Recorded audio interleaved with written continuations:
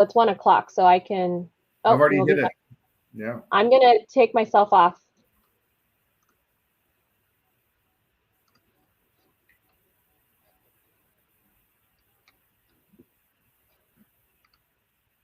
Good afternoon, everyone. Welcome to the Mission Support Division overview session. Looks like we have a handful of folks here. My understanding is that you are all on mute. Kurt, can we see if we can take everybody off, or is that just too risky? I don't think we can without making them all speakers. Okay, all right. So, well, at any rate, we do have the chat feature. I haven't used Excel events before, so this is my first. Effort at using that. So, well, anyway, let's just go ahead and get started. So, I'm Kerry Drake, and I'm the director of the Mission Support Division at EPA Region 9.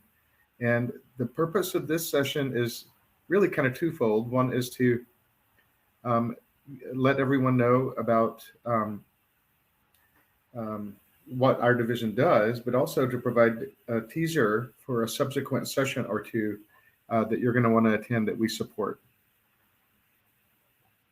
So with regard to subsequent sessions, could I ask Angela to put into the chat the timing for the grants more detailed session? So everybody will know about that, because I'm going to reference it in a minute. And then I'm going to reference a budget session here in a bit that I know the time of. So Angela, if we could go to the next screen, that would be awesome. Next slide. So just a quick overview of the Mission Support Division. Our job at EPA Region 9 is to support all of the program divisions: air, water, Superfund, land, enforcement, regional council, and in advancing EPA's mission. We also have a few things where we do it directly, but let me just kind of go over. The only reason for having the org chart up here is just to give you kind of an idea of the breadth of what we do. We manage human resources for the region, contracts. So that's when the federal government procures goods and services. And so I'm going to go a little bit deeper into contracts in a later slide, because we do procure services such as remediation and cleanup on tribal lands. So that's something that we do through our contracts branch. For the Superfund division, for example, this is how we serve them. The financial management branch we have on the line today also, our Comptroller, Raven Austin. And there's really two sections in hi Raven, thank you for coming on screen. There's really two sections in Raven's branch. The accounting section, if you've ever been subjected to a single audit or any other sort of audit from the IG or from the General Accountability Office, our accounting section manages those audits. They also do cost recovery, recovering money from potentially responsible parties for Superfund. And they do a handful of other things. That's the accounting section. And then the budget section, of course, manages all of the money and the FTE that come into the region. And I know that's very important to folks, because most of our budget actually goes outside the region. It passes through in the form of grants. That's the biggest pot, and contracts, which we already talked about a little bit. The infrastructure services branch, you really probably don't interact with much. It's the IT, our facilities and security. And then the grants branch is probably the one that you interact with the most. I think Carolyn and Angela might be both here today. Is that right? Yep. So Angela, if you wanted to come on screen just really quickly. Carolyn Trong is the grants management officer, but Angela Mendiola is our main contact and one of our team leads, but one of our main contacts with tribes. So I think many of you probably know Angela through the years at the RTOCs. So anyway, thanks, Angela. So if we could go to the next slide. So before I move along to just I like that, Angela. Show me the money, she said. That's the grants session is on Wednesday at 11. We'll talk about that in a minute. All right, so Region 9 funding to tribes. So there's going to be an entire session that I know that you all are very interested in tomorrow at 1, where the actual program divisions like Tomas Torres from Water Division, Air Division and other divisions are going to be talking about, they anticipated, I guess. Tomas actually addressed that a little bit today in the Leaders Roundtable, but the potentially anticipated funding coming to tribes. But I just wanted to go up a little bit more at a 30,000 foot level. What does our region do last year in funding tribes? What did we do? So through grants and cooperative agreements, that we had 313 of those, through which we awarded $42.6 million to tribes. And so most of that was in continuing environmental programs like GAP and the Clean Water Act and Clean Air Act and performance partnership grants. $7 million was specifically for water or wastewater infrastructure. And 4.9 million were other programs like remediation and response through Superfund. So that was the sum total of the money that went through tribes last year from Region 9 through grants and cooperative agreements. So with regard to the budget, so I'm going to have a couple of slides here on the budget because I just want to put a context in for tomorrow's discussion, the one that's at 1 o'clock. So right now, you hear a lot of discussion about the infrastructure bill. Well, the infrastructure bill hasn't passed the House and the president hasn't signed it. But if it does pass the House, and if the president signs it, then there will be an additional $61 billion in investments in drinking and wastewater systems, geographic programs, Superfund, brownfields, eliminating lead in pipes, and clean school buses. I think clean buses should have been clean school buses on this slide. By the way, did you go to the next slide, Angela? Sorry. That's the one I'm talking about. Yeah, there we go. So that first bullet under fiscal year 2022 news infrastructure bill, that's the one that I'm currently talking about. And so, again, that's if that bill passes, there's going to be significant amount of money. To put this in context, most of the time that I've been at EPA, the biggest budget that we've had is $8 billion. So I think it might have gone a little higher than that, like 8, 9, something, maybe getting close to 10, maybe during some of the Obama administration, but we're talking 61 billion. Now this is all of EPA. It's not all targeted for tribes, but I'm just trying to let you know that this is a significant increase. Well, more than significant. It's an exponential increase in our budget if the infrastructure bill passes the House and if it's signed by the president, which I'm sure if it does pass the House, it will be signed by the president. The continuing resolution that we are currently under are just continuing our last year's budget. You probably all know, you probably all see the news, read the papers, whatever. We don't have a budget yet for FY22. So there was a continuing resolution that went through December 3rd. That's what we're currently operating under. So, but we do anticipate that when we do get an FY22 budget, and this is above and beyond the infrastructure bill, we do anticipate that if they do come to an agreement on the FY22 budget, that it will be at least as robust as the current budget that we're operating under, and probably an increase is my guess. So about budgets, just to go through the process. So right now we're in fiscal year 22. We're executing a budget. Well, we actually are executing a continuing resolution because we don't have the fiscal year 22 budget yet. But if you see this is today, this is where we are. We're currently executing the budget. We're spending the money, salaries, getting ready to put out grants, contracts, whatever. That's the one that we're under, although we're continuing resolution for now. And then, once we've executed it, it's just going back and auditing and making sure that everything was spent according to Congress's wishes. At the same time, we're formulating the budget already for next fiscal year, 23, which would of course require congressional action before it would actually become law. And then we would be into that cycle again, where we do budget execution, and then review and audit. We are currently also thinking about the FY24 budget, which would again have the same cycle. So, EPA is always working on 3 budgets at one time. So is most everybody else in the federal government. It's quite a lengthy cycle. And of course, Congress and the president have to agree on what it is before we actually get a budget to execute. So I just wanted to kind of explain that process. So next slide, Angela.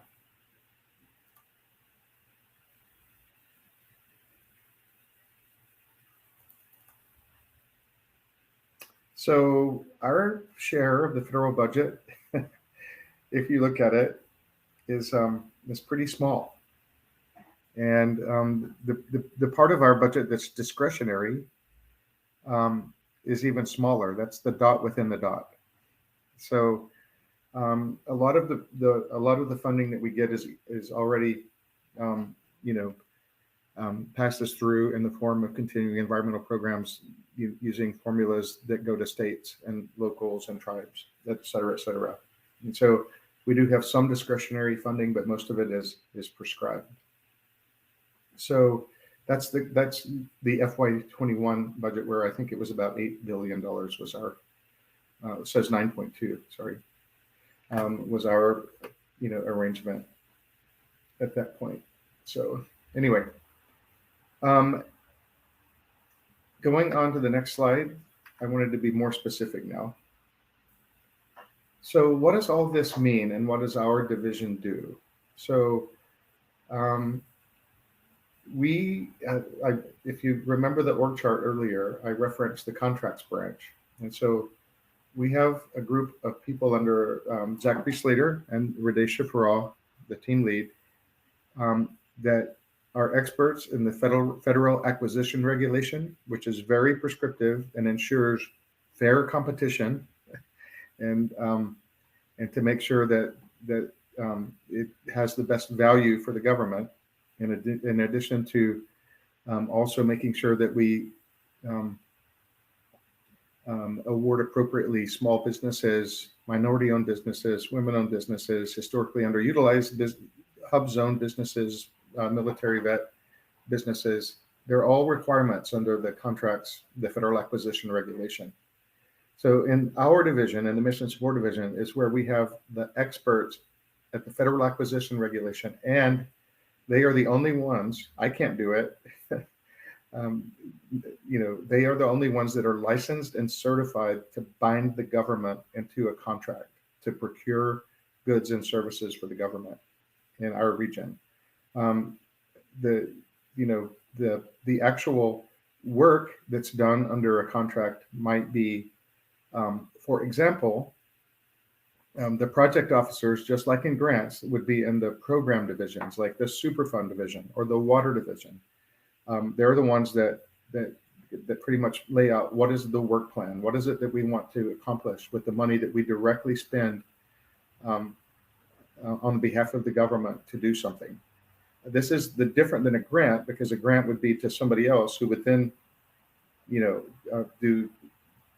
provide the goods and services. This is direct procurement from the government. These are contractors that work for us to do, to do cleanup work. Well, the reason we have this slide here is because this is potentially quite a bit of funds. Remember earlier when I said that the accounting section helped recover money from potentially responsible parties. Well, we have quite a large sum of money from potentially responsible parties, especially for Navajo Nation and some of the surrounding areas that have abandoned uranium mines. And so in last fiscal year, we finally awarded one of our first very large actual cleanup contracts. We'd had assessment contracts before that, but now we've awarded cleanup contracts. So this was done through the contracts branch, of course, with work plans that were negotiated between the Superfund division, Navajo Nation, et cetera, et cetera. But this was an award of up to $220 million for 3 minority-owned contractors, 2 of which were Native American-owned. So this is the reason that I wanted to point this out. That some of our actual cleanup activities hopefully will benefit small businesses that are also minority-owned and or Native American-owned that are being done on tribal lands. We also obligated just own tribal lands where we're hiring our own contractors more than $3.5 million through various task orders to clean up, directly our contractors on Navajo Nation when we use the remedial action framework, et cetera, et cetera. So there is quite a bit of money that is in funding that's moving around to clean up abandoned uranium mines, and I just wanted to point that out. So if you could go to the next slide. And then before we get into the overall grants discussion, one of the things that we're very proud of in the Mission Support Division and the grants branch. So the grants is where we don't use the money to procure the goods and services. It's where we, through a grant or a cooperative agreement, provide it to someone else for services or goods so that they can acquire them through hiring people or hiring contractors or whatever they do. So this is the grants part. And so, we have as one of our goals to reduce the number of enforcement actions that we need to take. Because what happens when you find out that someone is not complying with the grants regulations and there's a formal enforcement action, those are often time consuming. They require lots of effort on our part from staff, whoever is being enforced against. It requires probably a lot of effort on their part, and they have to hire attorneys more than likely. So it just becomes a formal exercise where, and then at the end of the day, by the time the money is returned, it's returned to the government. It's returned just into the treasury. It doesn't go into the environmental projects for which the money was originally intended. Because it could be sometimes years later by the time all of that is resolved. And so what we're really trying to do earlier, much, much, much earlier in the process, is to just help everyone comply with the grants regulations. And we have a real focus on that. And so last year we had a grants compliance assistance pilot program that we did with the Tribal Intergovernmental and Policy Division, where we were providing training to recipients and project officers. And so we're training ourselves to detect those early signs of trouble. Like we don't get a quarterly report or we get a quarterly report and we look at them and there's something that's not really quite right with it. Just in a pilot phase, we were able to resolve 6 actions informally, which allowed over $375,000 just to, let's revise the work plan. Let's fix this. Let's do whatever we can to keep that funding with the recipient that it originally went to so that it can be used for what it was intended to do. That's our goal, is to stay out of that, formal. I mean, we will formally, enforce because it's our obligation to protect the government and to make sure that the funds are used for what it was intended. But we would much rather that the funds are used in a proper way up front for how they're intended to be used. And so we're going to this coming year expand that compliance assistance effort, which is into the other tribal grant programs, particularly water, air, et cetera, et cetera. So I just wanted to let you know that that's one of our main goals and that we really are very excited about it because it will serve all of us better and it will serve the government. Going to the next slide. So, of course, any of that would involve outreach to tribes. And so This last year, we did a lot of virtual technical assistance visits. We were able to provide 17 of those to tribes. But we look forward to the day when our folks can come out and do in-person and on-site technical assistance visits. So, Angela, if you could go to the next slide. And then there are still flexibilities in place for COVID-19. You know, last year we were able to provide a number of those, like no-cost extensions, extending, the dates for reports. We're not all pen and ink right now. We're in fact, I sign almost everything via Adobe, but a lot of people don't have that ability. So there's just a lot of flexibilities that we still have because COVID is still with us. And so there's a link there in this presentation, which we will provide, right, Angela? She can help me in the chat, hopefully, to where those flexibilities can be found. And so with that, I think I'm done and can take any questions.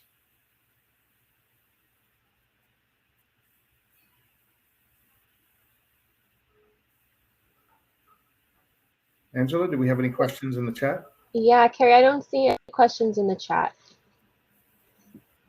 or in the Q&A. There's 2 sections, so I don't see anything as of right now. Okay. All right. Well, that is the Mission Support Division. We are behind the scenes, but again, we are the ones that, when money is forthcoming to tribes, we are the ones that make sure that we meet government requirements for distributing it and that it's used for its intended purpose. And so that's probably our largest single interface with tribes, but it's our pleasure to do that. It connects us to the mission of EPA, and we are very proud of our the amount of effort that we spend on the relationship and hopefully building capacity with tribes. So again, that's it. I don't have anything else. Do you, Angela? Nope. Kerry, and it looks like Carolyn also joined us too, so if she had anything to add, she's available. Do you have anything to add, Carolyn?